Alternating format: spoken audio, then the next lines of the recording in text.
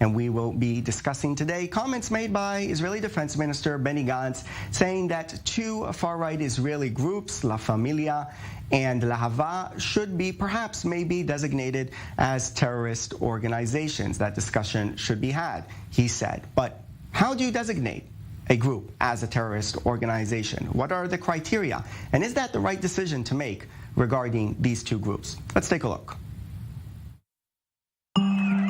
Defining religious extremism has long divided public opinion, with one man's idea of nationalism clashing with another man's idea of radicalism. The violence and incitement on display at the recent flag march through Jerusalem has been widely criticised, condemned by the heads of several political parties in the Knesset, but ignored entirely by others. Defence Minister Benny Gantz has said that the time has come to consider designating the far-right groups La Familia and Lehava as terrorist organisations, after they stood at the forefront of Sunday's nationalistic violence. Both groups have been tied to cases of violence against Arabs in Israel over many years, advocating brutality and racism. But will this potential label have any real impact on the existence of these extremist ideologies? Or are we just sealing over the cracks? Could these characterizations have an opposite impact, only adding more fuel to the flames of incitement? And could prejudice and politics stand in the way of racial justice? How do we designate terror labels? So let's take this question to our panelists. You each have 30 seconds to make your opening statements. How do we designate a group as a terrorist organization? And if you have time, you can also add, is that the correct designation in this instance? Carrie, you go first. So this is one of many waves of calls to designate both Lehava and La Familia as terrorist organizations. And while it's nice that centrist and left-wing politicians say it's time to do so, the person who really decides is the head of the Shin Bet. And no one who I've spoken to who's close to the matter has been able to tell me whether or not this time, which is not the first time that the head of the Shin Bet has been requested to make this designation, it'll happen. And while there are other ways to handle this, there really are other ways to handle this. We haven't really made credible progress with them in terms of using police and criminal court record. Thank you. Yirmiyahu, 30 seconds. So first and foremost, I believe that a terrorist organization is defined by the way in which it functions. And it's very clear to me that the reason why previous attempts to designate La Familia and Lehava as terrorist organizations haven't worked is because it's been very difficult to demonstrate that they function specifically as terrorist organizations. That being said, it's also undeniable that they espouse extremist ideology that has a tendency to incite violence. So this is really just putting a Band-Aid on an open wound, when what we really need to be doing, both strategically from the perspective of the Shin Bet, but also politically, is addressing the ideology that animates these organizations. Simcha Rotman.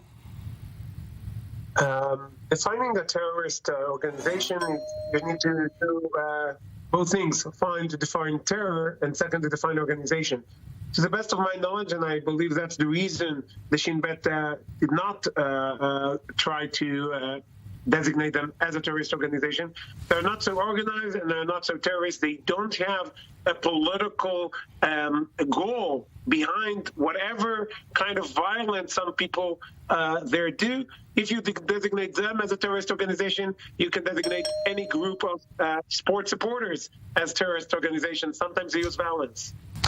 Right, so picking up maybe there a bit on what Simcha Rotman said, I'll ask you, Carrie, this first follow-up question. Can we really designate Lehava and La Familia together with sort of more robust groups like Hamas and Islamic Jihad?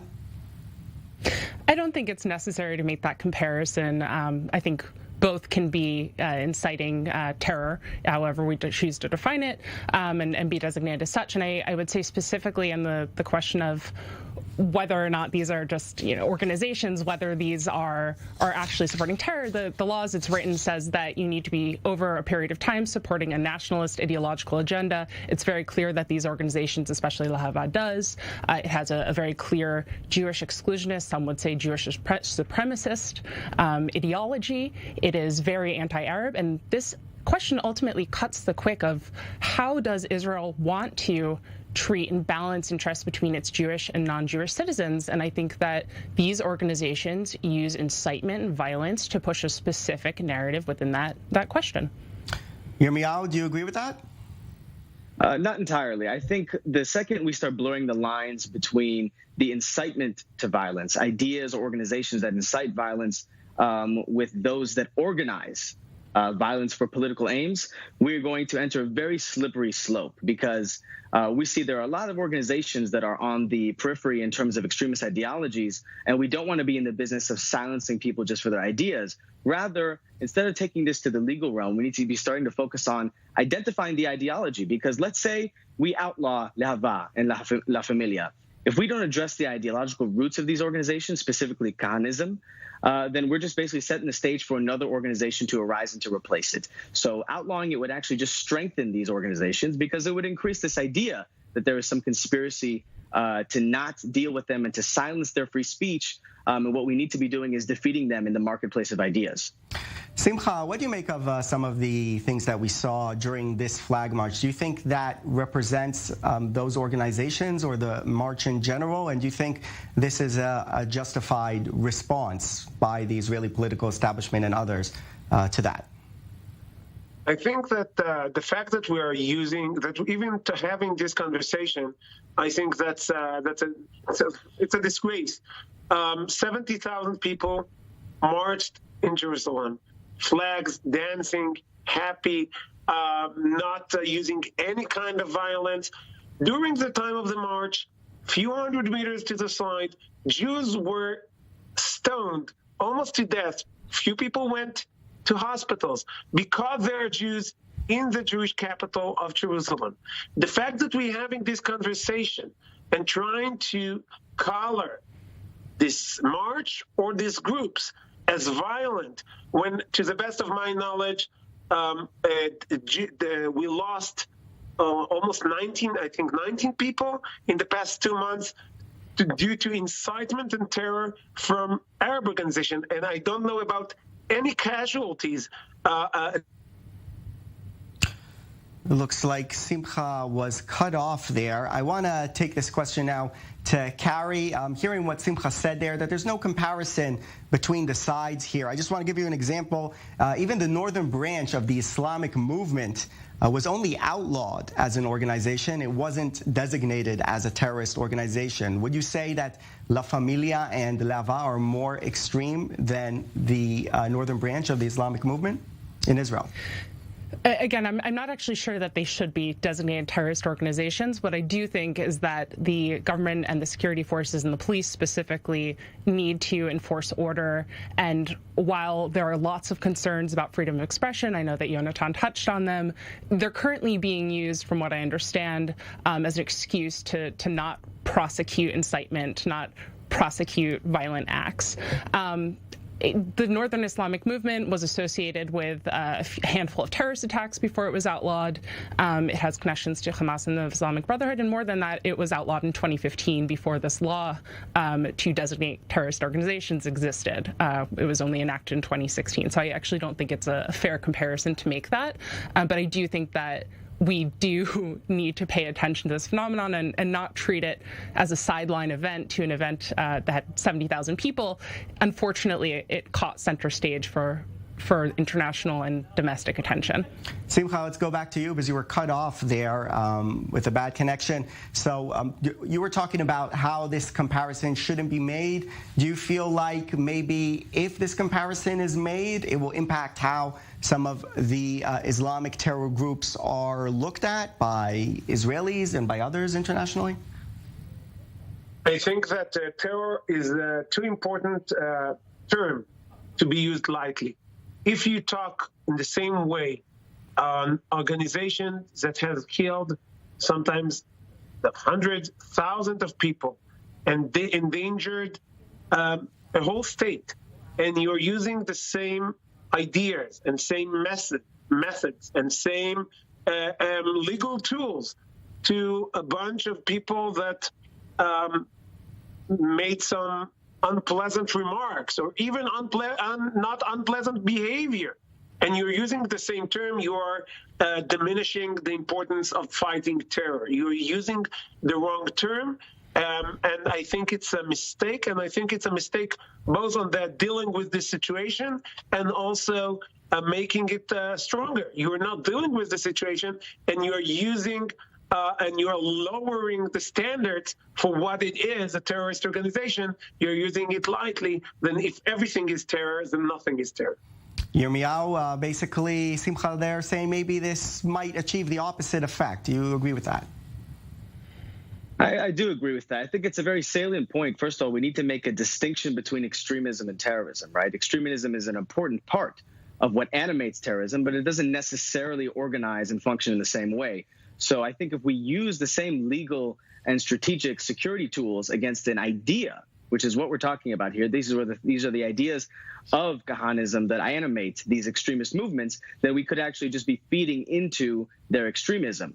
What we need to be doing is engaging with the ideology, right? And the fact that many people point to this specific group and try to use it to then demonize the entire national religious sector of Israeli society and those that were participating in the parade actually emboldens the people that organize La Familia and that organize Lehava and ultimately serve to make it seem like they really do represent the majority of Israelis that care about the future of the Jewish people in Jerusalem and throughout the land of Israel. And that is the opposite of what we want to achieve. We need to isolate these groups and show that they do not represent Israeli society, and they don't even represent the people that showed up at the flag march 2 days ago. Carrie, is there a middle ground here on how to address these groups, perhaps? Because we're seeing here from our other panelists that they don't think it should be designated. They should be designated as terrorist groups. Sorry to harp on this point, but again, there are other methods existing within Israeli law with which to deal with these specifically incitement charges that could be brought criminally. One thing that I think is a miss that we haven't touched on so far is the fact that Jerusalem Day is not the first day that these groups have shown their faces. In fact, they often show up at the most flashpoint events and sort of take an extremist position. And I want to call back to May 2021 during the brief war that Israel had with Gaza and the mixed city violence. We saw terrible violence across mixed cities, and Lehava and La Familia were very much documented as coming into mixed cities, coming into Lod, where you live, Simcha, coming into Ramleh, coming into Yafo, and inciting actual violence that caused real riots. And I think we're forgetting here that this is very tangible. This is not just engaging with ideology. There are actually on-the-ground effects. And I think there have been very clever ways to keep it from being outlawed, but we do need to engage with it seriously, and I think we need to engage with it criminally. We have to go out for a 2-minute break. Our panelists will still be with us when we get back, so don't go anywhere as we continue this fascinating discussion. 2 minutes, and we'll be back.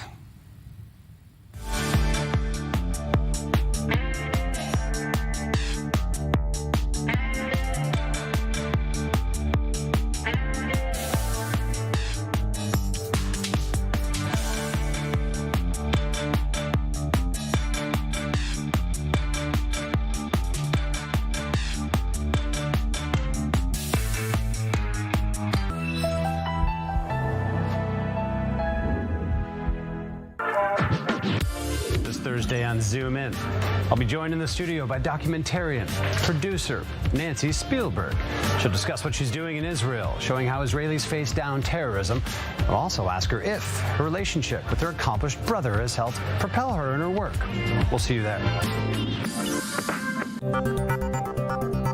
Esta semana en News 24, Yosef Haddad, director de la ONG Responsables el Uno por el Otro, estuvo en Chile para dar charlas en universidades confrontando. Let's take a look, first of all, at the Oxford Dictionary definition of terrorism: the unlawful use of violence and intimidation, especially against civilians in the pursuit of political aims.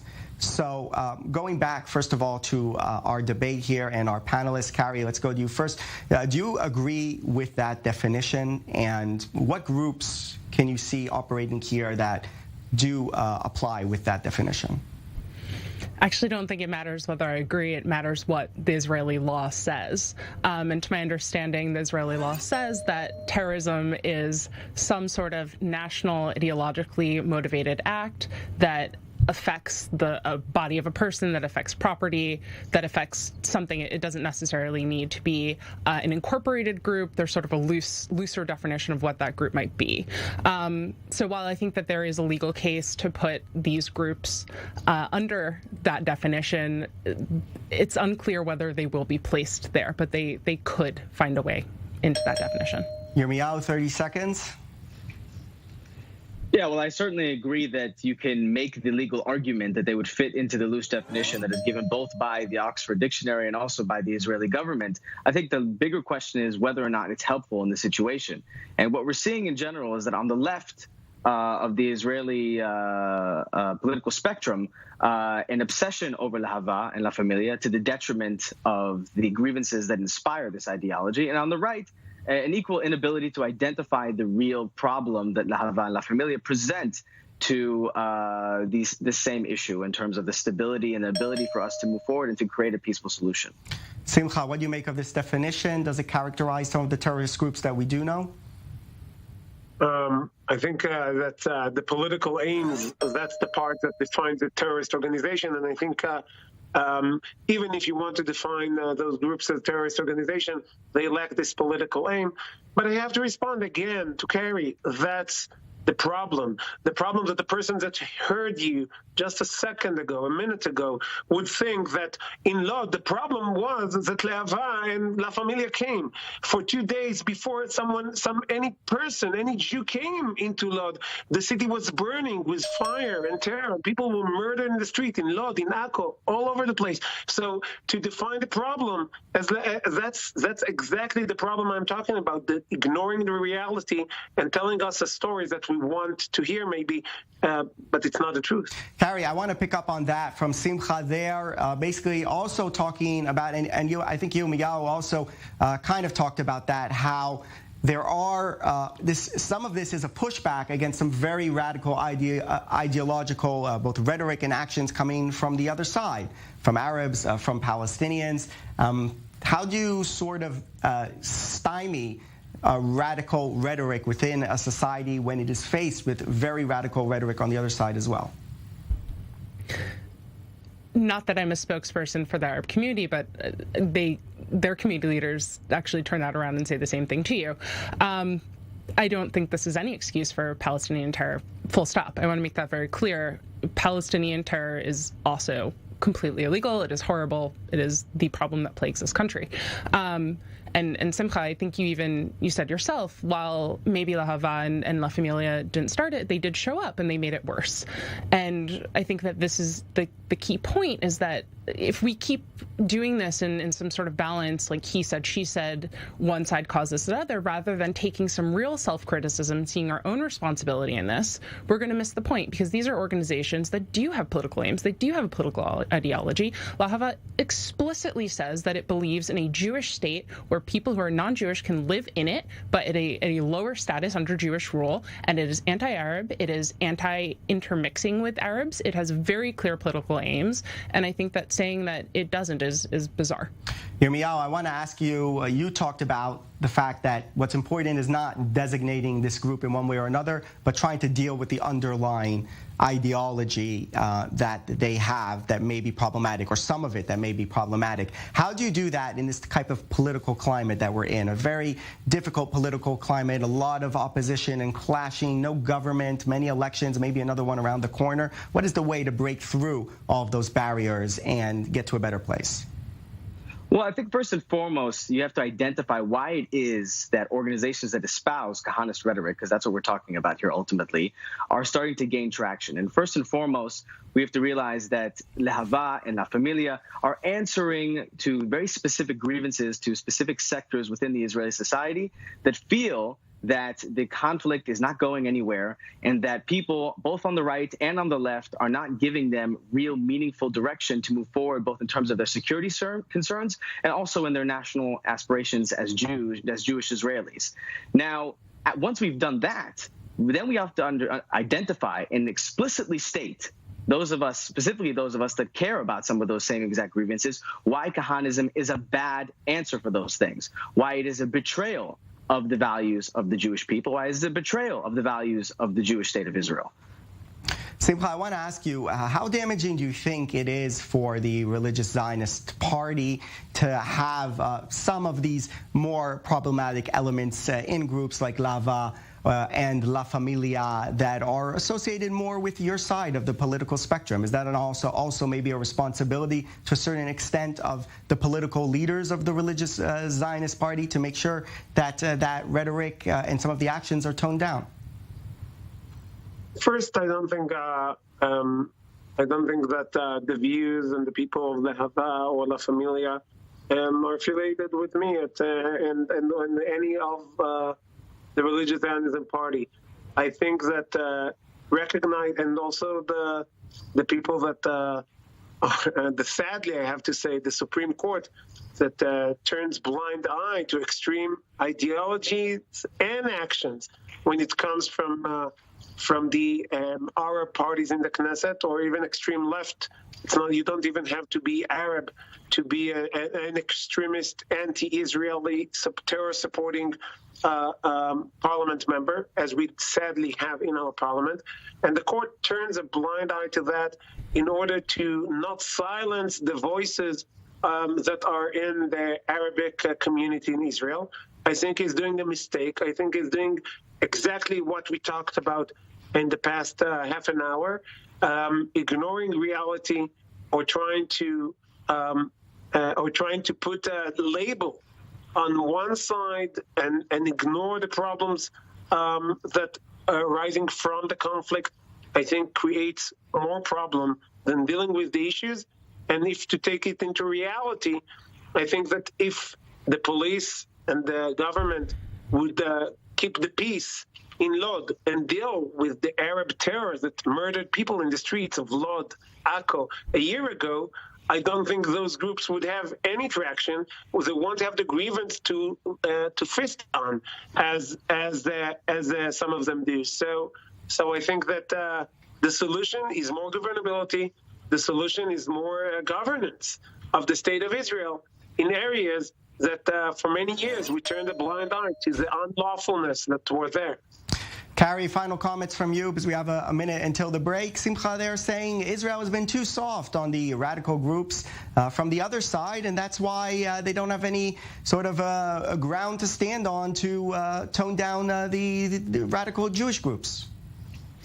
I don't think we see any Meretz or labor supporters going into the streets and shouting, Shurafat will light up in flames and Muhammad is dead, or the equivalents there. So, in fact, there was a protest that wanted to arrive in Chomesh, one of the most contentious illegal outposts still exist in the West Bank, and also a really I think, Simcha, you called it to me an open wound when we spoke about this last week, that lives in the hearts of people who really were scarred by the disengagement that happened in 2005.